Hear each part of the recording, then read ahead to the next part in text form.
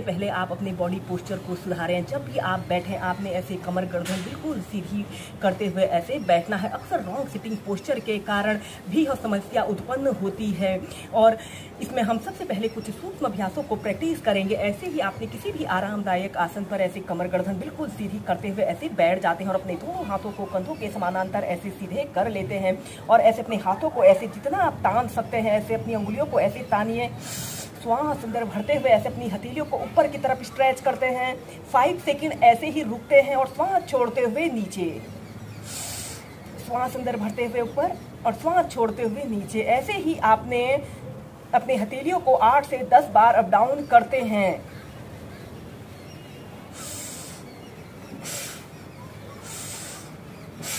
और फिर इसके बाद आपने अपने हाथों की मुट्ठी बांध लेते हैं, अंगूठा अंदर की तरफ रहेगा और ऐसे अपनी मुट्ठियों को गोल गोल घुमाते हैं। ऐसे 5 to 10 टाइम्स क्लॉकवाइज घुमाइए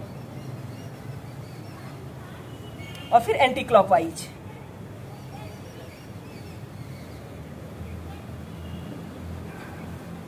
और फिर इसके बाद ऐसे अपनी हथेलियों को ऊपर की तरफ करते हैं और ऐसे अपनी हथेलियों को कंधों के पास रखें।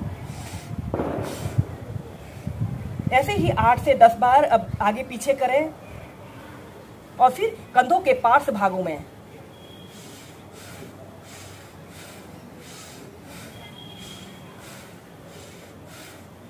और फिर इसके बाद हम अपने दोनों हाथों को ऐसे अपने कंधों के पास रख लेते हैं, दोनों कोहनियों को ऐसे आपस में मिला लेते हैं और ऐसे अपने कोहनियों से एक बड़ा सा राउंड बनाने की कोशिश करें। ऐसे 5 टाइम्स घुमाइए।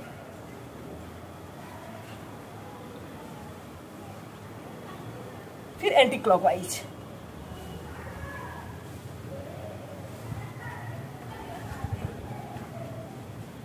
फिर आपने अपने हाथ को ऐसे अपनी राइट कनपट्टी के पास ऐसे रख लेते हैं और ऐसे अपने सिर से हाथों की ओर और हाथों से सिर की ओर एक दूसरे के विपरीत दबाव डालते हैं। 5 सेकंड रुकें और फिर सीधे भी दूसरी साइड से ऐसे अपनी हथेली को ऐसे अपने कनपट्टी के पास रख लें और सिर से हाथों की ओर और हाथों से सिर की ओर एक दूसरे के विपरीत दबाव डालिए। और फिर इसके बाद आपने अपने दोनों हाथों को ऐसे अपने सिर के पीछे से ऐसे इंटरलॉक कर लेते हैं और ऐसे सिर से हाथों की ओर और हाथों से सिर की ओर एक दूसरे के विपरीत दबाव डालते हैं। फिर आगे से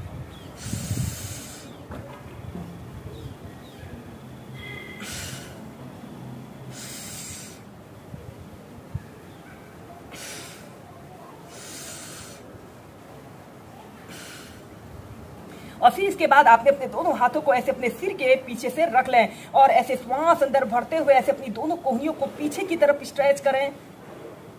5 सेकंड तक ऐसे ही रुकें और श्वास छोड़ते हुए ऐसे अपनी दोनों कोहनियों को ऐसे आपस में मिलाने की कोशिश करें।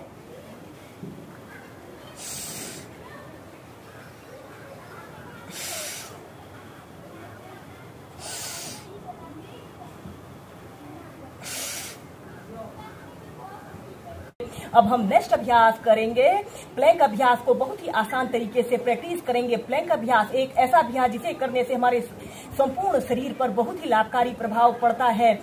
ऐसे ही आपने वज्रासना की पोजीशन पर ऐसे बैठ जाते हैं और अपने दोनों हाथों को जमीन पर ऐसे रखते हुए ऐसे टेबल टॉप की स्थिति पर आते हैं और फिर इसके बाद आपने ऐसे अपने दोनों पैरों को ऐसे सीधा करते हैं और ऐसे सीधे देखते हैं ऐसे अपने